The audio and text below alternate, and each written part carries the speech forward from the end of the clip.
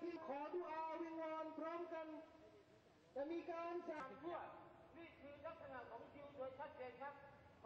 กำลังรู้สึกเดือดร้อนนะครับแทนพี่น้อง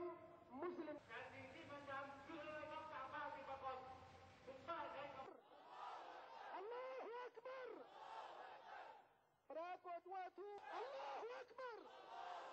Khaybar Khaybar ya Yahud Continue until listen and have no sign of decrease the violence by attacking